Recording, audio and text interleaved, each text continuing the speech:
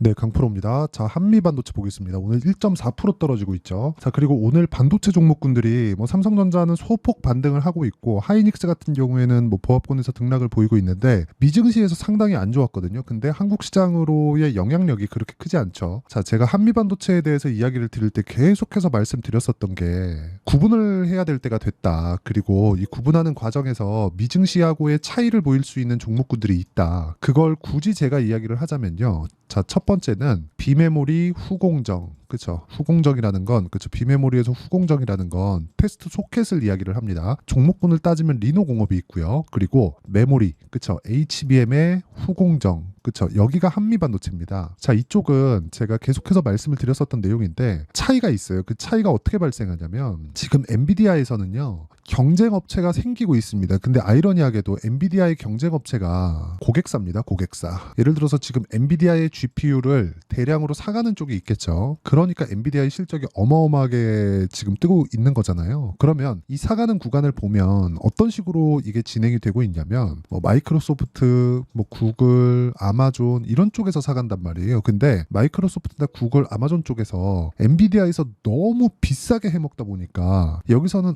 실제 그 샘 올트먼, 그쵸? 이 사람이 AI의 아버지라고 불리우잖아요. 요 사람이에요, 요 사람. 샘 올트먼. 이미지 보면 다 나오는 건데 요 사람이 챗 GPT를 만든 사람입니다. 그러니까 오픈 AI의 대표였죠. 뭐 지금은 뭐 경영권 분쟁도 있고 그런데 그러니까 이 사람이 직접 얘기를 한 게 그거예요. 야, 아무리 그래도 엔비디아 너네 건 못 쓰겠다. 내가 차라리 펀드를 조성해서 내가 따로 만들어 썼으면 썼지. 야, 도저히 너네 건 못 쓰겠다. 이런 말이 나올 법한 게 엔비디아에서 지금 너무 해먹고 있다는 거죠. 그렇다 보니까 지금 고객사가 경쟁업체가 되는 상황이 벌어진 거예요. 근데 여기서 고객사가 GPU를 만들잖아요. 그러면 여기서도 GPU만 단독으로 돌아가는 게 아니라 메모리 반도체가 들어갑니다. 근데 메모리 반도체는 엔비디아에서 하는 것과 다르게 엔비디아는 설계 기업이거든요. 근데 여기 메모리 반도체는 모두 다 장치 산업이에요. 이게 단순히 공장만 지어서 해결되는 게 아니라 그동안 누적되어 있었던 그 공정에 대한 부분들 그 장비 다 들여놓고 하는 데에 대한 비용이 안 나와요. 근데 여기는 지금 필요한 게 GPU, 그렇죠? AI에 들어가는 그 서버에 들어가는 GPU만 필요한 거기 때문에 여기서 메모리 반도체에 대한 뭐 그런 게 필요하다 그래서 엔비디아에서 안 샀으면 내가 설계해서 내가 쓴다. 여기서도 메모리 반도체하고는 완전히 별개에 대한 이야기라는 거죠. 그래서 아까 전에 말씀드렸던 대로 지금 AI 반도체를 볼 때 지금 뭐 3월 달 이렇게처럼 AI 반도체다 딱 붙여놓고 뭐 뉴로모픽이다 딱 붙여놓고 이름만 달면 가는 그런 장세는 아니라는 겁니다. 근데 그 중에서도 살아남을 것들이 제가 지금 이야기를 드린 이쪽이다. 비메모리, 후공정, 리노공업, 그리고 메모리 반도체, HBM의 후공정, 이게 한미반도체나 PSK 홀딩스가 되고요. 그리고 비메모리 쪽의 선단 공정, 이게 뭐 주성 엔지니어링이나 이런 쪽입니다. 그리고 여기서 효율을 높이는 뭐 전력기기, 그리고 유리기판, 이런 쪽으로 계속해서 번지고 있는 거예요. 그러니까 이 구조에 대한 이해가 안 되면 단순히 여기서 떨어지니까 나 팔아야지 이런 상황만 계속해서 만들잖아요. 그래서 우리가 구조에 대해서 알 필요가 있다. 그리고 나서 우리가 타점을 잡는 게 중요하다. 만약에 지금 뭐 시세 초입 요런 구간 아니면 작년에 있었던 엔비디아의 실적이 안 좋았던 상태에서 좋아지는 과정 속에 있었던 그게 이런 구간이잖아요. 이런 상황을 전체적으로 보고 AI 반도체에 대한 내용을 뭐 23년도에 있었던 상황이나 올해 나왔었던 상황, 그쵸? 이런 구간에서처럼 본다면 정말 손실을 크게 입을 수 있습니다. 기대감은 엔비디아 측에서 너무 많이 가져가 버렸고 그 가져간 데에 따라서 하이닉스도 기대감을 가지고 있지만 무엇보다 삼성전자도 지금은 기대감을 가지고 있고 삼성전자에서 HBM 공장을 늘리잖아요. 예를 들어서 그런 거예요. 하이닉스 쪽에서도 지금 청주 공장인가 M15X 공장이 있습니다. 원래 그게 2022년도 말경 정도부터 공장을 짓기 시작했고 25년도에 완공이 됩니다. 여기가 원래 HBM 공장이 아니었어요. 그런데 여기가 지금 HBM 공장으로 상당 부분 바꾸는 작업을 하고 있습니다. 실제로 이쪽에 대한 수요가 그렇게 없다가 지금은 늘어났기 때문에 그래요. 그러면 여기서 우리가 뒤집어서 생각을 해봅시다. 한미 반도체가 아니라 하이닉스나 삼성전자를 봤을 때 우리가 봐야 되는 내용이 뭐가 될까요? 자, 하이닉스 같은 경우에는 올해 생산할 수 있는 최대 물량을 다 뽑아서 이미 다 납품 계약이 되어 있습니다. 그리고 완판이 됐어요. 여기서는 추가적으로 생산 능력을 늘릴 수가 없습니다. 그런데 삼성전자 같은 경우에 지금 납품을 하고는 있지만 그 물량 자체가 그렇게 크지 않죠. 그리고 생산 능력을 보더라도요. 삼성전자가 하이닉스에 대한 생산 능력보다 훨씬 더 큽니다. 거의 한 3배 정도 차이가 나요. 마이크론하고는 거의 한 6배에서 7배 정도 차이가 나고, 그렇다 보니까 삼성전자 쪽에서 지금 콜 테스트에 통과를 했고 올해는 없습니다. 근데 내년 25년도가 되면 HBM에 대한 부분이 납품이 되죠. 이런 부분이 상승에 대한 여력 기준에서 봤을 때는 삼성전자의 그쪽의 상승 여력이 훨씬 더 클 수밖에 없다. 그리고 삼성전자에서도 늘려가고 하이닉스에서도 늘려가는 부분이 있기 때문에 지금까지 보면 한미반도체 장비가 들어가겠죠. HBM 공장에는. 그러면 한미반도체 그 TC 본딩 장비가 들어갈 때 하이닉스 쪽에도 들어간 것에 대한 기대감을 한미반도체가 가지고 있었다면 이제는 삼성전자 공장으로 들어가는 기대감을 가지고 있고, 텍사스 공장, 그리고 지금 거의 완공 단계에 있는 평택 공장, 그렇죠? 이쪽에 들어가는 그 내용을 본다면 HBM 장비에 대한 수요는 계속될 수밖에 없다. 그렇죠? 그리고 지금 보셨겠지만 ASML 있죠. ASML. 여기가 노광 장비를 만들어서 지금 TSMC, 삼성 파운드리 그리고 인텔까지 다 들어가잖아요. 근데 여기도 슈퍼 을이라고는 하지만 이 장비를 들어가는 과정에서 데이터를 받아야 다음 버전 장비가 또 나옵니다. 그래서 이런 부분을 감안한다면 한미반도체와 하이닉스 그리고 삼성전자의 파트너십은 계속될 수밖에 없다. 그리고 단기간에 많이 올랐기 때문에 조정을 받고 있는 그런 상황이 되는 거고, 이 조정받는 구간에서 우리는 타점을 잡아야 된다. 이게 핵심이에요.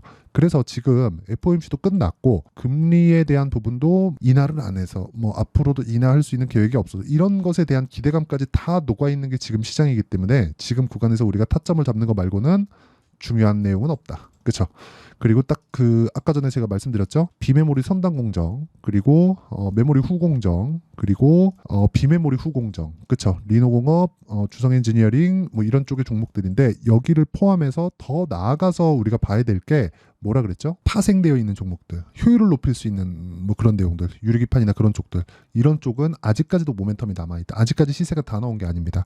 예를 들어서 뭐 이오테크닉스, 뭐 JNTC, 그리고 거기서 조금 더 나아가면 뭐 풍산이나 이런 쪽까지 보더라도 지금 아주 상당히 괜찮은 구간에 있는 종목군들이 있습니다. 그 중에 하나가 한미반도체라고 보시면 되고, 한미반도체가 그동안 시장을 이끌었기 때문에 제가 한미반도체를 통해서 이야기를 계속해서 드리는 겁니다. 한미반도체가 나쁘다는 게 아니라 우리가 꾸준히 매매를 해야 되는 그런 구간에서 봐야 되는 내용은 정말 한 가지밖에 없고, 그 한 가지에 대한 내용은 타점을 잡는 거다. 근데 이 타점을 잡더라도 아무 종목이나 잡는 게 아니라 올라가는 구간을 확인하고 잡자. 그게 핵심 내용입니다. 자, 그러면 그 내용에 맞춰서 우리가 매매를 했을 때 어느 정도의 매매가 가능한지 그 내용부터 확인해 보면 내용을 너무 어렵게 보지 않으셨으면 좋겠고요. 무조건 우리가 싸게 살라는 노력 자체를 하지 않았을 때 꾸준하게 수익을 볼 수 있는 그런 상황을 만들 수 있고요.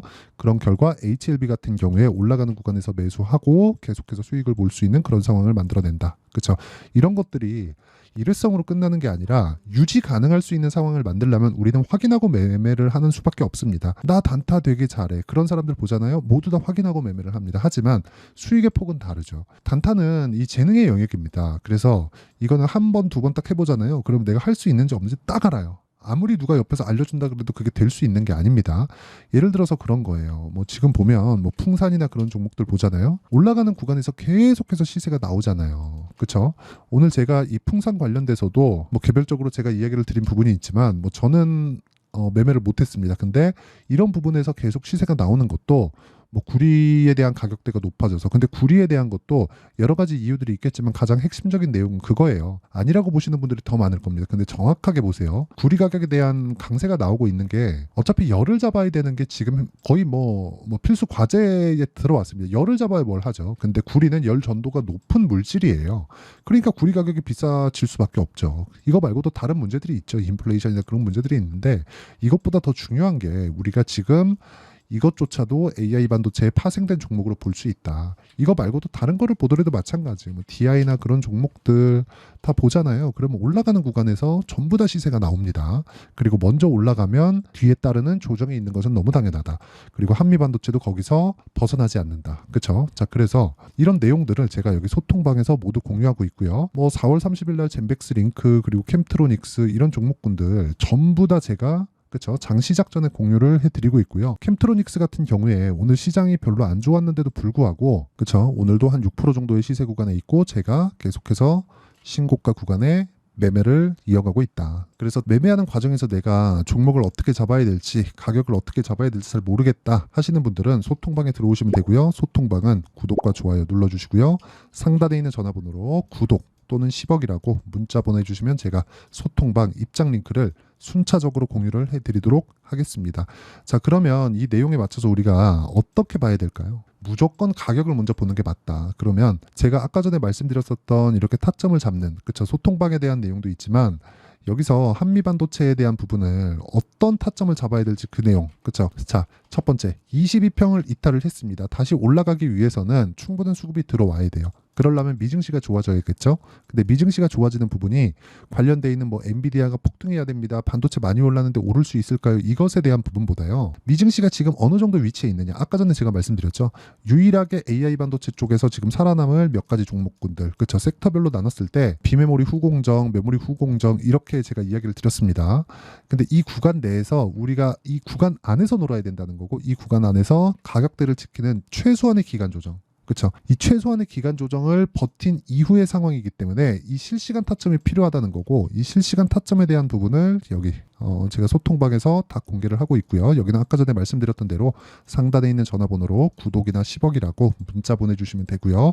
이렇게 가격을 잡는 원리에 대해서는 자, 여기 한미반도체의 가격과 단기 보유 전략 그리고 한미반도체의 실시간 타점을 제가 문자로 공유를 해드리도록 할 테니까 구독과 좋아요 눌러주시고요. 상단에 있는 전화번호로 한미, 자 한미라고 문자 보내주시는 분들의 한해서만 제가 한미반도체의 실시간 타점 그리고 가격과 단기 보유 전략을 문자로 공유를 해드리도록 하겠습니다.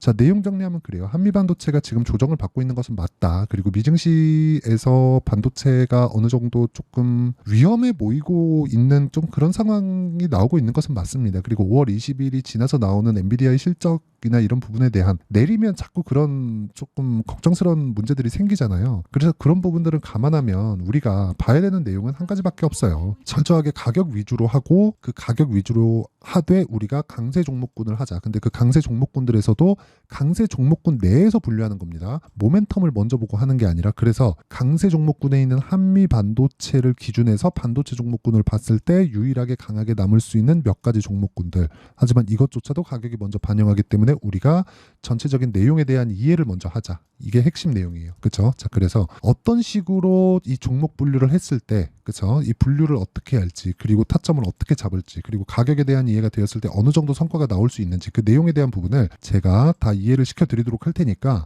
영상 끝까지 시청하시고요. 모든 분들이 성공 투자하셨으면 참 좋겠습니다. 자, 24년도가 돼도 여전히 시장은 녹록지 못합니다. 이런 상황이 벌어지는 건 어쩔 수 없습니다. 이런 상황에서도 수익이 나는 종목들의 구조는 변하지 않습니다. 즉 대시세 종목에 대한 구조는 변하지 않는다는 거고 실제 제가 소통방에서 지속적으로 이야기를 드리고 있는 내용도 대시세 종목이나 시장 주도주를 공략하는 건 철저하게 가격 분석을 하라고 이야기를 드리고 가격 분석 이후에는 이슈에 대한 파악 그리고 이슈를 파악하고 나서는 다시 내가 얼마에 매수할지 그 타점에 대한 부분을 지속적으로 언급을 하고 있습니다. 자, 근데 생각해 보세요. 1월 달에 시장이 굉장히 어려웠습니다. 어려운 상황에서의 어떤 종목들이 강했냐 보면 반도체와 그리고 바이오입니다. 자, 실제 여기 보면요. HLB에 제가 실제 매매한 내용을 띄워놓고 보여드리고 있는데 1월 22일부터 매매를 시작해서 4일 동안 31%의 수익 마감이 됐고요. 그리고 여전히 신고가 종목입니다. 자, 그리고 그 다음 어보브 반도체 이름을 보시다시피 반도체 종목이죠. 그리고 AI 반도체는 지속적으로 강세를 보이고 있습니다. 이 종목도 신고가를 먼저 달성한 이후에 제가 21%의 단기간에 21%의 큰 수익을 내고 마감이 됐습니다. 다시 재공략을 준비하고 있고 이런 부분은 소통방에서 다 공유를 해드립니다. 자, 그리고 그 다음 코세스. 자, 코세스 같은 종목 종목도 당연히 그쵸 신고가 종목이고요. 그리고 반도체 종목입니다. 이 종목도 영업일 기준에서 이틀 동안 대략 한 15%의 수익 마감이 됐습니다. 내용을 한번 보시면 어떻습니까? HLB를 포함해서 뭐 30%, 20%, 뭐 15% 이런 식의 수익이 지속적으로 발생하고 있는데 이 세 종목 모두 다 신고가 종목이고 1월 달에 시장이 약세를 보이고 있는 구간에서도 강했었던 그런 종목입니다. 특징점이 하나 있는데 그 이슈에 앞서서 가격이 먼저 반영했다는 거죠. 자, 근데 그게 기업 밸류업 프로그램이라고 하죠.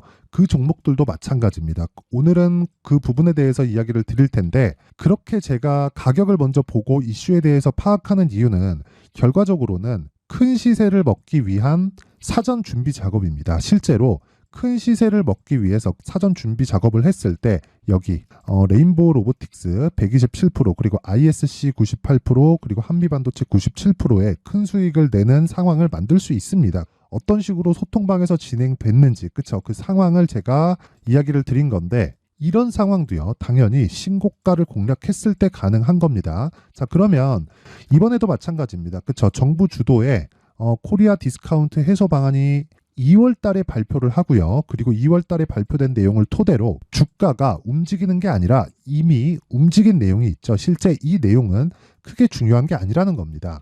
실제 움직인 내용을 보면 자, 기아차입니다. 실제로 12월 달에 신고가를 만들어 놓고 정부에서 입김을 불어 넣으니까 순식간에 기아차를 포함해서 현대차 같은 거대 기업들의 주가가 2주도 채 되지 않아서 40% 정도의 큰 시세를 냅니다. 자, 그러면 우리는 어떤 종목을 봐야 될까요? 이슈를 파악해야 되는 것도 맞지만 철저하게 가격에 맞춰서 매매를 해야 되는 게 당연히 중요합니다. 정부가 주도하는 정책 방향이 있겠죠. 그 방향에 맞춰서 우리가 종목을 찾을 필요가 있다. 자, 그러면 답이 나왔습니다. 정부가 주도하는 방향에 맞춰서 제2의 기아차를 찾는 게 지금은 중요하다. 근데 정부 정책의 방향에 맞게 가자. 그랬을 때 앞서서 제가 보여드렸었던 내용인 여기 레인보우 로보틱스 127% 그리고 ISC 98% 그리고 한미반도체 97%와 같은 수익을 낼 수 있습니다. 물론 시간에 대한 부분은 최소 2주의 시간이 필요하고요. 그리고 최장 3개월 안에 끝내야 됩니다. 자, 기아차의 시세를 보셨던 것과 같이 2월 달에 정부 정책의 방향이 결정되고요. 바로 3월 달이면 시행입니다. 자, 그러면 우리는 거기에 맞춰서 당연히 종목을 찾아야 되고 제가 제2의 기아차를 찾아놨습니다. 제가 아까 전에 소통방에서 이야기를 드렸었던 내용 다 공개를 해드렸는데 그 내용처럼 종목만 받고 싶다 하시는 분들은요. 상단에 있는 제 전화번호로 대시세 자, 대시세라고 문자를 보내주시면 정부 정책의 방향에 맞는 종목을 모든 분들에게 무료로 공개를 해드리도록 하겠습니다. 자, 제가 원하는 건 채널 성장이 목적입니다. 자, 그래서 구독과 좋아요 꼭 좀 부탁드리고요. 모든 분들이 정부 정책에 맞는 방향으로 매매를 이어가서 큰 수익 보셨으면 좋겠습니다.